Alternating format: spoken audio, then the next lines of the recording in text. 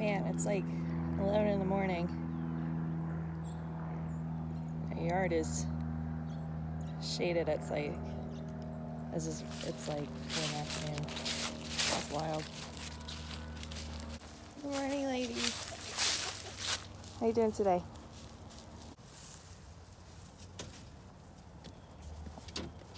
Poachers are always checking in though. Hey, Gunther. It's a party. Hello. Hi, welcome to another episode of Galaxy Gardens. My name is Chrissy, and today I'm gonna have my partner Greg here, and he's gonna show us how to make a beer. I don't remember what those are called, but that's where he ferments everything. We're gonna make an IPA today, and he's gonna go through the whole process, and I'm pretty excited, so come with me.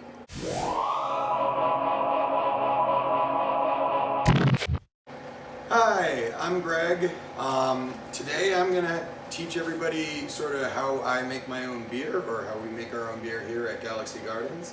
So today I'm gonna show you a style that I've been brewing for a while now, as we are from New England, the New England IPA.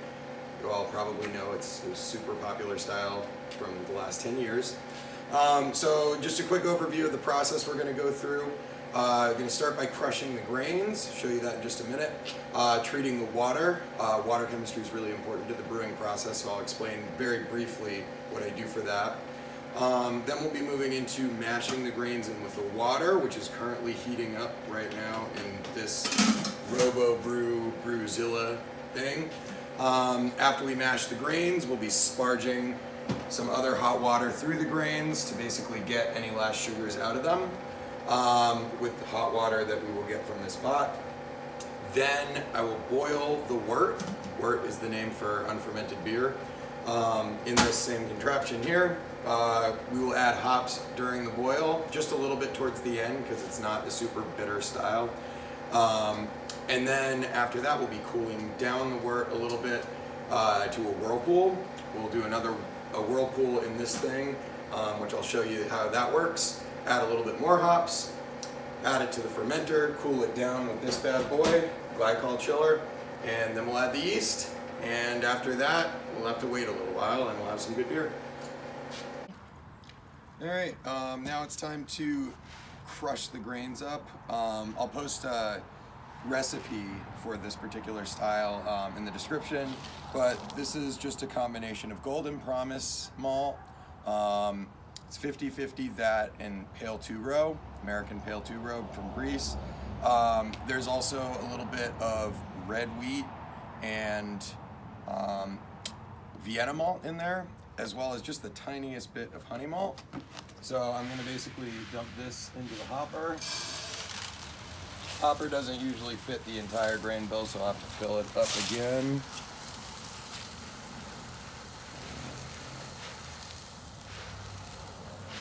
Now we're going to use this drill, make sure it's going the right direction.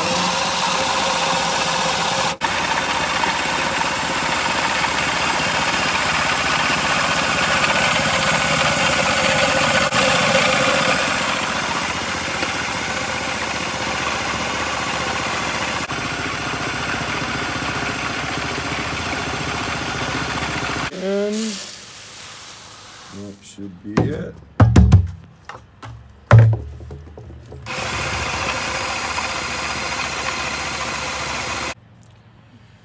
Okay, so the grain's all crushed now. I crushed it to about 0.4 millimeters.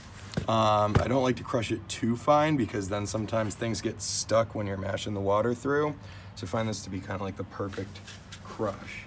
You can see that, but I still haven't added the most important part, I would say, to a New England IPA is going to be your flaked products. Some people use flaked oats, which is what I prefer. Other people prefer flaked wheat, sometimes a mix of the two. I've messed around with a little bit of it, but I usually prefer oats. So here's 2 pounds of flaked oats. Fun fact about this is you can just use Quaker oats, like from the grocery store. You don't necessarily need to pay the extra premium for the homebrew brand. You can pretty much use any flaked oats and you're gonna get a similar effect. Those don't need to go through the grain mill, so that's why I added them last. And if you've ever had a New England IPA before, you know they're really hazy. That is a big contributor to the haze, the flaked products. So now we have our mash. We just have to make sure our water's treated and hot enough. All right, next step is weighing out some water salts. So I'll explain what these are in just a bit. The majority of what I'm adding here is calcium chloride, which is exactly what it sounds like. It's just a mixture of calcium and chloride, which calcium is not really necessarily, oops, that's too much. Oops. All right, so we just corrected the amount we poured in there. Yep. So what do you use it for? So basically just adds the amount of chloride in the water. If you're brewing a hazy IPA, you actually want to have more chloride than sulfate.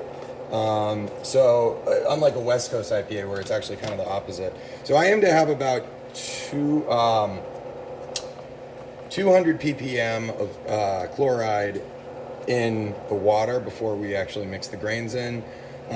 So according to the calculator I use John Palmer's calculator. This is the amount of calcium chloride to add. So the next thing I'm gonna 13. Yeah, it's a little over 13 grams. Next thing I'm gonna add is Epsom salt. Epsom salt adds sulfates and magnesium. Magnesium can actually bring out some of the hop flavor a little bit. However, too much of it ends up serving kind of a laxative purpose. So we're just going for 21 ppm of that, which we need about 4 grams of Epsom salt to achieve. Again, I figured all of this out through John Palmer's calculator. If you just Google John Palmer water treatment brewing calculator, you'll find it. Okay, and ppm is parts per million? Parts per million, yep. Okay. And then the last one is gypsum. Gypsum is calcium sulfate. So with the amount of Epsom salt I use, there could still use a little bit more sulfate. So I'm just gonna add 2 grams of this real quick, tear out the scale. It is like really fluffy powder. It's kind of like powdered sugar consistency. It's easy to overweigh it and put too much in because it just kind of floats in there. Oh boy, 2 grams on the dot, cool. So that is our water treatment mixture. Basically what we're gonna do now, the water for the mash is still heating up. It still needs a couple more minutes before we're ready to put the grain in. Warm it up. Yeah, right now it's 109 degrees. We want it to be about 150. We're mixing this in, dissolving the salts in there. And then Are you gonna throw it in the water while it's heating up? Yep. And now you can brew a beer without treating the water. I didn't start treating water until I'd probably already done about 10 batches. But you'll notice a very remarkable difference between your beers before you started treating your water and after. Also, I should have also mentioned that I know what our water is because we have a Lamont water testing kit. All tap water, unless you're using distilled water, which literally will have zero anything in it, or if you have an RO filter that's actually cleaned out, you can also get pretty much spotless water in that case. But otherwise, pretty much any water has some mineral content in it. Some mineral content is good for certain types of beers, others for other types of beers. And the reason why I know what our starting water quality is because of this kit. I'm not going to get into how it is used because that would take a long time. That's pretty cool. But it's basically you just put water from your tap in these tubes, you put a certain amount of chemicals in, the amount of chemicals it takes to turn the water a certain color tells you how much is in it. So we have a pretty safe estimate, test the water every couple months. It doesn't change all that much because we live in Western Mass where the water is pretty soft. If you have a lot of hard water, then it's, you might want to get distilled water or something like that to start with. I wouldn't suggest using really hard water for brewing. All right, so since we're still waiting a little while for the water to heat up, it needs to be a certain temperature before we add the grains. I'm just gonna weigh out some hops. We won't need them for a little while, but might as well. Since Galaxy Gardens, and also this really is a great hop, why not make this a primarily Galaxy hop beer? We're gonna call it the Galaxy 7 IPA because we're also using Idaho 7 hops. And my personal favorite blending hop is Mosaic. I'm using a little less of it because I'm not really going for the main flavor being Mosaic, but it does a great job of blending other hop flavors together in my opinion. So I'm starting with the bittering additions. Gonna weigh out an ounce for the first bittering addition. Oops, a little too much there. An ounce of Galaxy hops. I'm gonna add this at 20 minutes. Some people swear that you shouldn't use any bittering hops. Bittering hops being hops added in the boil to a New England IPA because they're not really supposed to be super bitter. I personally like to aim for about like 30 or 40 IBUs. I do like there to be a little bit of bitterness in a New England IPA. Obviously nothing like what you get in a West Coast IPA, which I'd be adding a whole bunch of hops right at the beginning of the boil if that was what I was going for. So I'm gonna add another ounce right at the 5-minute mark. That'll add just a little bit more bitterness with a little bit of aroma. So those are those two additions. And then I'm gonna do actually the same addition for 3 different things after the boil is over. The first will be the Whirlpool. I'm gonna do an ounce and a half each of Idaho 7 and Galaxy, plus an ounce of Mosaic. And I'm gonna do that same addition 4 total ounces 3 times. One will be at the Whirlpool at about 160 degrees. One will be right as fermentation is starting during, you'd call this high krausen. That would be the first dry hop addition. And then the second dry hop addition will be after we reach the final gravity. What's Whirlpool? Whirlpool is basically when you keep the temperature constant. It could be any temperature, but usually it would be somewhere between boiling and what you'd want to ferment it at. I have a pump, which we'll show you in a little bit. And the pump will spin the wort around the bottom. Literally like a whirlpool. Exactly. Oh, okay. It's named appropriately. So I'm basically just going to weigh this same addition out 3 times. I'm going to put 2 of them in plastic baggies, stick those in the freezer for when it's time. You do want to store hops in the freezer out of the light. That way they keep their flavor. I'm just going to weigh these out now.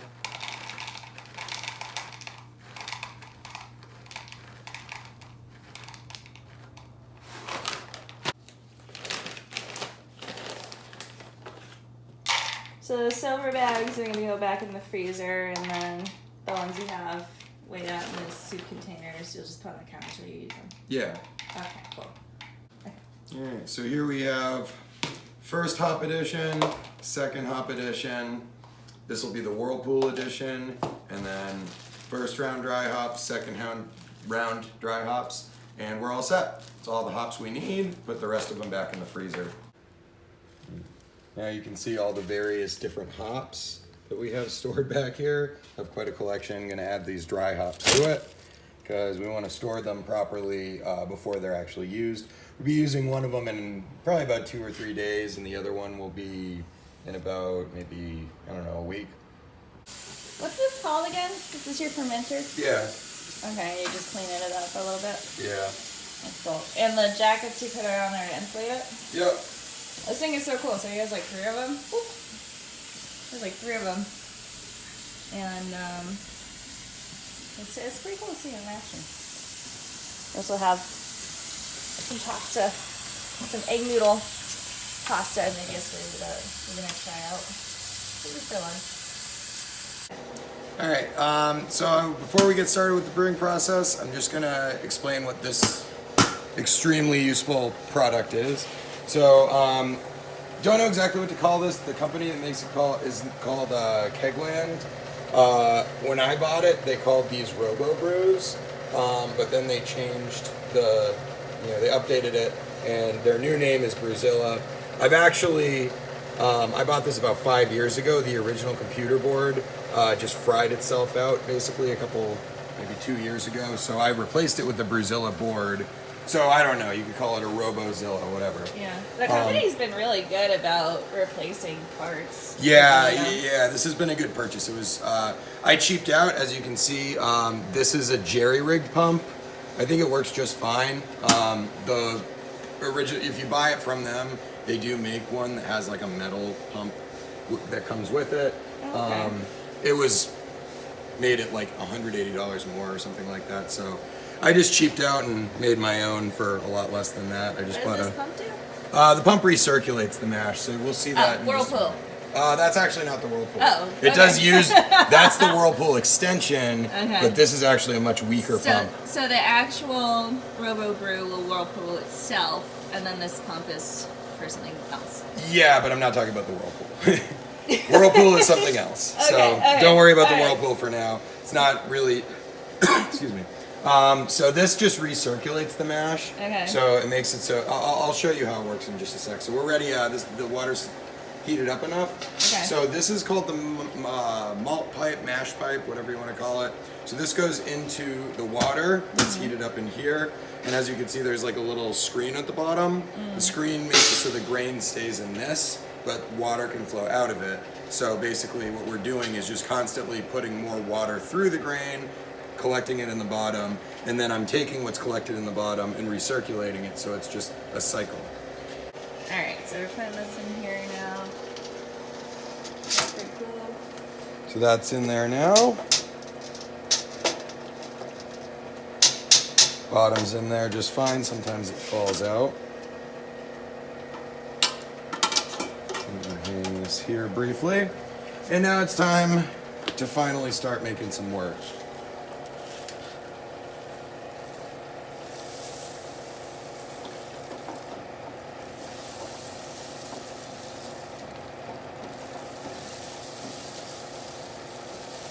It's important that you stir it in slowly.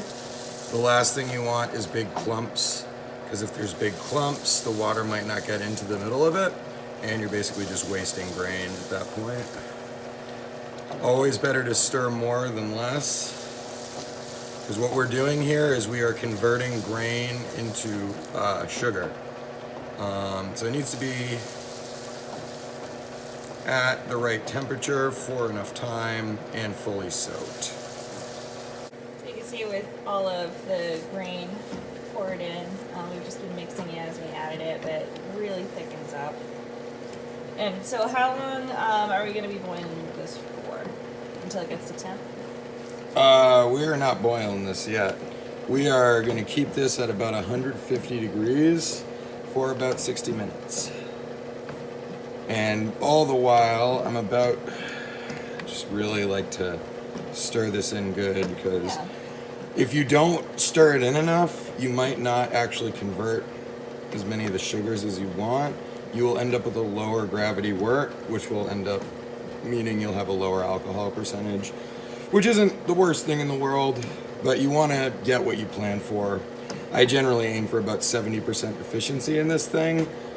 Pro brewers are going to aim for 90, but they have more expensive equipment. Yeah, we're in a garage. Right. 70% is a good efficiency to have as a home brewer. Yeah. I've heard people say they can get 80. I just stopped caring. By the time I got to 70, I was happy with that. Well, your beer's come out good. Thank you. All I'm right. excited for this. We haven't had an IPA in a while. It has been It's been since a lager summer. Yeah, I've been really into lagers lately, which is pretty much all we have on tap. I do have one sour on tap right now. All right. So, that out of the way. So, as luck would have it, on our first attempt at trying to show you a video of how we brew, one of the most important parts of our mash broke. The pump. You sound so stopped bitter. working. Yeah, I'm very angry about it.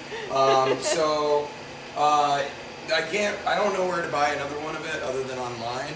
Obviously don't have time to wait for that. So I am going to order another pump, and it'll be here in a couple days. But what I'll do for now, the recirculation isn't super essential. It's just good for your efficiency. So I'm just filling this mug with wort from the bottom, and then mixing that up top, stirring it in. What sucks about this is I have to do it constantly. The pump will do it constantly for you, much slower, and it works better. But like I said, what else am I going to do? Grain broke. Don't have any other options. So I'm gonna do this a bunch right now, regulate the temperature of everything, and then I guess, I don't know, I'll let it sit for 10 minutes and just come back and do it every 10 minutes or so. It's really not ideal to do it this way because mash is usually kind of a set it and forget it kind of thing. Come back and stir it up every couple minutes, but I'm gonna have to be working this whole time, I guess. Alright, the next thing we're gonna do is I'm gonna plug this bucket heater into the outlet. This will heat up this water that's in this little pot here. There's about 3.5 gallons of water there. That's what we're going to use to sparge, to basically wash out the grains after we mash out. So I'm going to stick this in here now. Yeah, it'll take about 40 minutes for it to get to that temperature, which is about how much longer this needs to sit in here. While we're waiting for the mash to go, I'm actually going to be cooking up the egg noodles I made yesterday, and I think it's going to be pretty good. So right here is about half of the test batch I did last night. It's 2 cups of flour, all-purpose flour, 3 eggs, just a little bit of extra water because our eggs are kind of small, a pinch of salt, and you mix it all together, you make a dough, let it sit for 30 minutes, and then you cut it into quarters and run it through your pasta machine to get the thickness. Let it sit for like 10 minutes and then cut it up. I got the recipe from Acre Homestead and I'm so happy with it. So all I mixed it in with was a little bit of olive oil, some of our tomatoes from the garden that just ripened like last week, even though I pulled the plants over a month ago, and some parsley from the garden, and it tastes pretty good. Okay, pasta break is over. We're just waiting for the sparge water to heat up. So I figured I'd take you over to our grain collection. Greg uses all these for brewing. Why is them so nicely organized?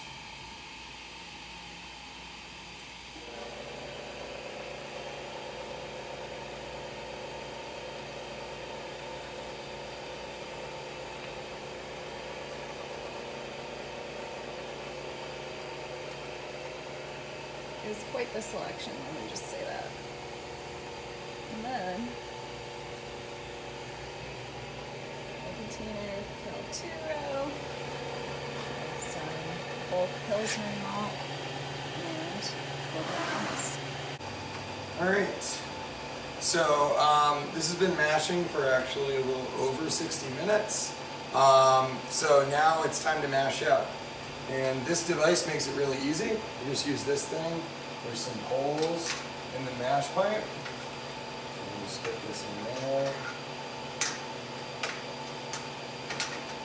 And then just lift it up.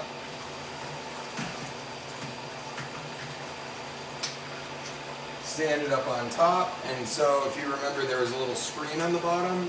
All the liquid that's in here is going through that screen. And all the grains are staying in there. We want about 7 gallons of wort for this.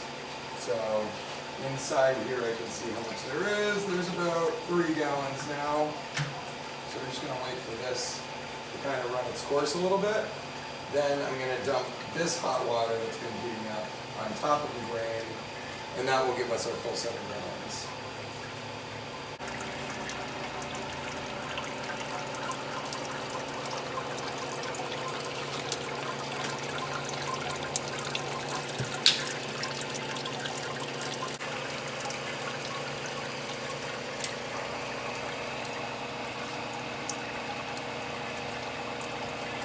Alright, so it's now ready. We're ready to sparge, which basically means we're dumping hot water over the grain bed to get any last sugars that might not have gotten out yet.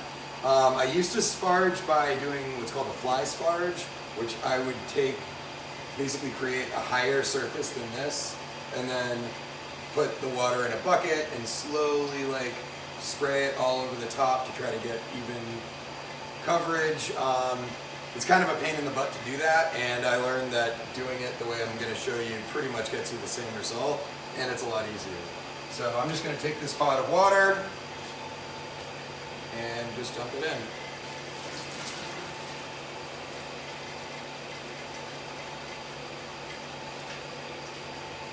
I think I probably put more water in there than I need, as I usually do, just to be safe. Better to have more than less. And I'm just going to keep kind of picking this up. We're at about 5 gallons now. So we need 2 more. So I'm just going to wait until there's enough in there, and then I'll just put it in the bucket and we're good to go. Also, I can now set this to boil, because that's what's going to happen next. Here's the spent grain now that it's been taken out of the brew. There's no soap or sanitizer in here, that's just the spent grain itself. In the past, we've used it to make bread. You just add it as a extra ingredient with the flour. We've put it in compost before. We have not given it to the chickens. Generally, we just throw it into compost. You could give a little bit to the chickens, but their feed is totally nutritionally balanced. After years of research, not about to mess with that. Definitely not confident in my chicken raising skills to just start making, their own feed. So I'm just gonna buy it. I might steal like a scoop of this to make some bread. I actually have a sourdough starter going inside, so probably not. I think where this will go is probably in the raised beds, so it'll sit and break down over the winter. There you go. Oh.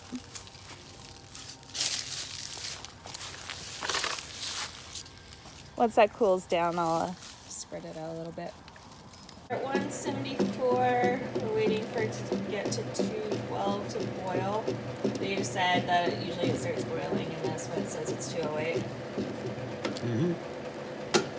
It's already a really good color, and all of that is going to settle at the bottom as it ferments, right?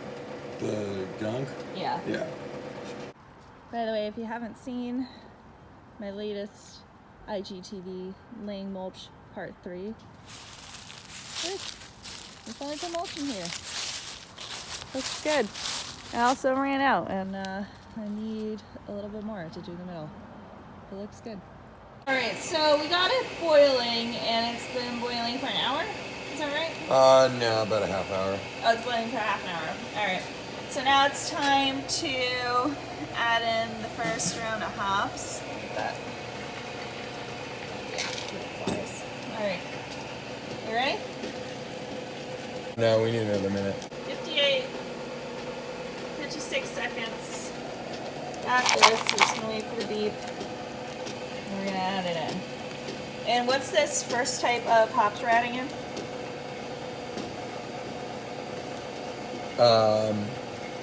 This is going to be all Galaxy. So this is the Galaxy hops, okay. Yep. Okay, there you go. You want to be stirring when you add them in, sometimes they'll bloom, so. These are hot pellets, so they're all shredded up and squished together. Alright, and it's another 15 minutes before the next round? Yep. Alright, about to do a 5-minute hop edition with Galaxy hops. This is just 1 ounce of Galaxy hops right now, so 2, 1. Now I'm going to set a timer for 5 more minutes. And that will be the flame out, which in this case isn't literal because we're using an electric thing, obviously. But that will be when we turn it off. Then we're going to chill it down to 165, do a whirlpool for 20 minutes, and add a whole bunch more hops. Okay, so your timer just went off, so you're going to turn it off. So that's it. Just turned it off. There is no longer any heat being provided. It's still ridiculously hot. So the next thing I'm going to do is set the temperature to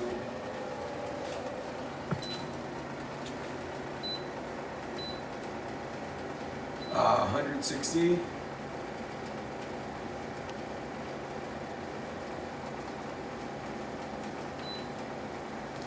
161 because it's meant to be Celsius.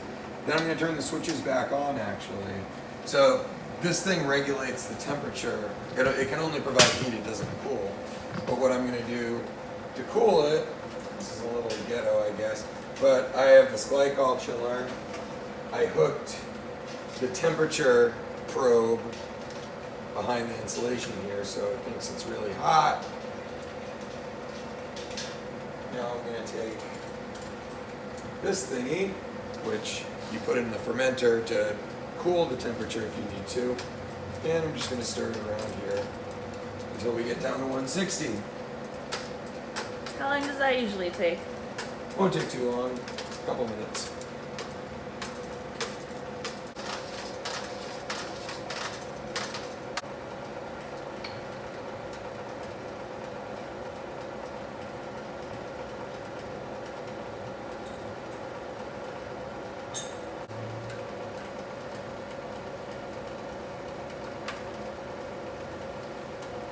What are you setting up there? The whirlpool pump? Yep. Cool. It's a nifty gadget. Our goal right now is to go to 161 or about 186. That's a cool pump. Yeah, it's not on yet. I guess we could turn it on now. There's no reason why not. Okay. You just gotta plug it in.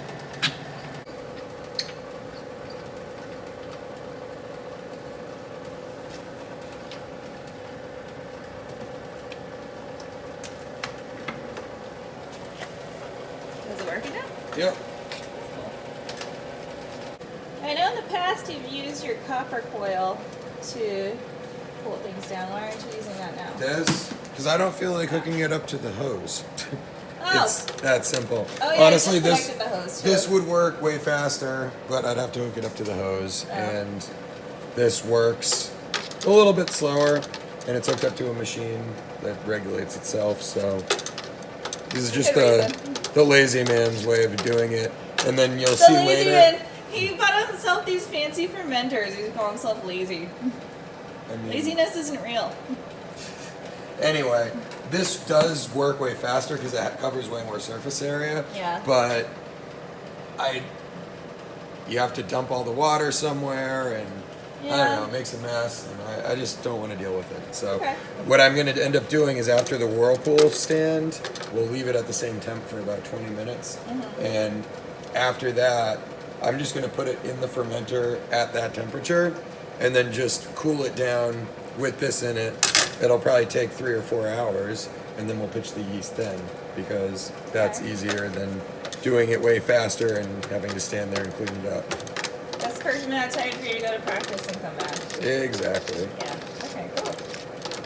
Okay, so we're at 161, and you have a 20-minute timer going. Yep, so that means I'm going to add these hops in now. Okay, and what type of hops are we adding in right now? We are adding in a combination of Galaxy, Idaho 7, and Mosaic hops. Okay. So, now you said these are the bittering hops, right? These are not bittering hops. These are whirlpool hops. This is mostly going to be aromatics.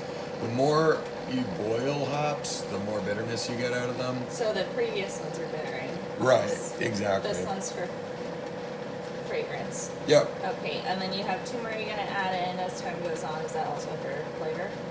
Those are, yeah, so dry hops are, you're supposed to be able to extract a little bit of bitterness at this temperature, supposedly. People used to say you couldn't, now they're saying you can. I haven't really done a lot of my own research on it, but either way, dry hops are really completely aromatics. This is maybe a tiny bit of bitterness added. Okay, so you're just going to stir this in? Or Yeah, we're going to leave it on top? we're just going to leave it and let the whirlpool stir it in. Okay. And then what's next? After 20 minutes of this, we take the pump off, add it to the fermenter, and let it cool, and then we'll agitate the wort and pitch the yeast, and then it's officially begin fermentation. Well, it'll start fermenting in maybe a day later. Okay. Very cool. We got 2 minutes left. And look what it did. It's really golden.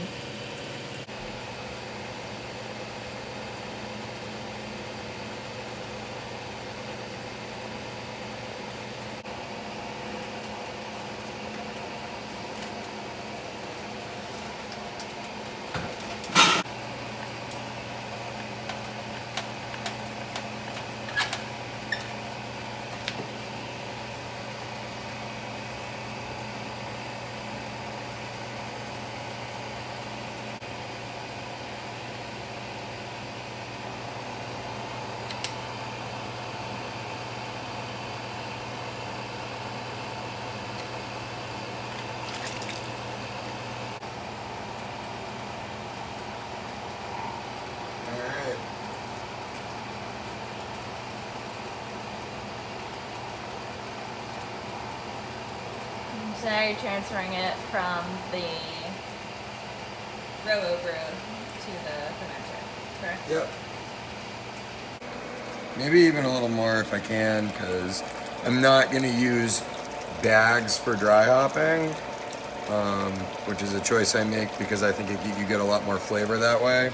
But that does mean I'm getting a lot of crap at the bottom of there. Luckily, so we have aim for 6 gallons. Yeah, at least. Luckily, we have these conical fermenters, so you can dump all the crap, and that makes life a lot easier.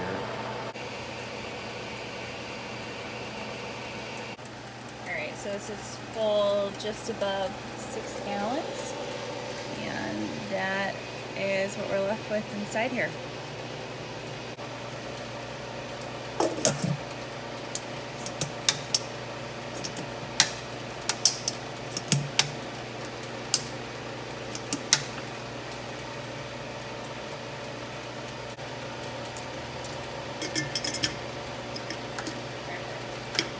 So just to clarify, he's not putting items with soap on them inside the beer. It's food safe sanitizer. Don't fear the suds.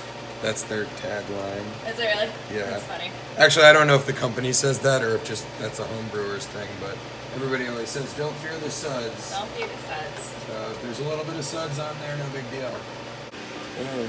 Alright. So this is in there now. It's still way too hot to add yeast to. Yeast would just die. We want it to be about 68 degrees Fahrenheit, and it's currently about 68 degrees Celsius. So this glycol chiller only works in Celsius, but I set it to 20 degrees. So I'm gonna head out for a couple hours, and hopefully when I get back, it's close to 20 degrees Celsius or 68 degrees Fahrenheit, and at that point we can pitch the yeast. I'll agitate the wort first, pitch the yeast, and then we get to sit and wait. But for now, our brew day is pretty much over. Good job. Alright, so it's been a couple hours since we put the 160 degree wort in here, and it is now at a nice 68 degrees, which is exactly the temperature we want for this yeast, Verdant IPA yeast from Lallemand. I prefer to use dry yeast myself, mainly because it stores well, so I can just buy a bunch of it. I bought this like a year ago, and the expiration date is July 2022, so it just takes a while to go bad. Liquid yeast has a much shorter shelf life, lower cell count. You usually have to use a starter. I don't need a starter with this. This is more than enough for what we got in there. Before we pitch the yeast, I'm going to agitate the wort. After yeast is present, you don't really want to add oxygen, but before yeast is present, you want to add as much as you can because the yeast love that when they're just first entering the wort. So I've got this thing here. It's just a paddle. Stick this in here. Drill it up.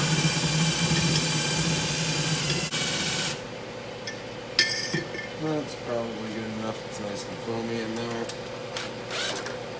Alright. The one last thing I want to do before we pitch the yeast is to take a gravity sample.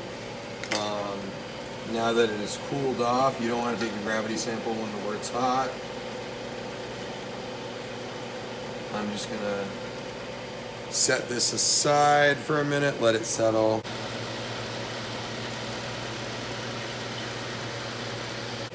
So some people might scoff at me for not rehydrating the yeast. I haven't noticed a difference between the times when I do or don't rehydrate the yeast, and I see it as a potential time for infection because you're just putting it in water and leaving it out. I'd rather just keep it in the pack as long as possible, and it rehydrates itself when it comes in contact with the wort.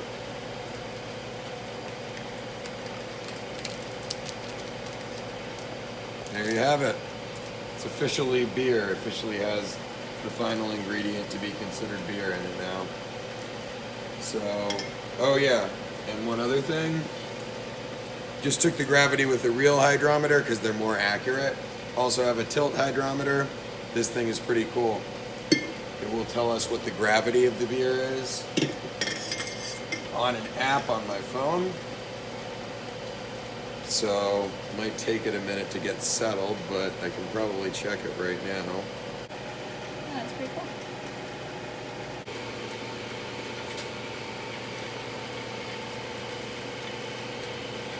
So what number are we looking at here? We're looking for the one right here. I'm having a hard time seeing through this thing. Alright.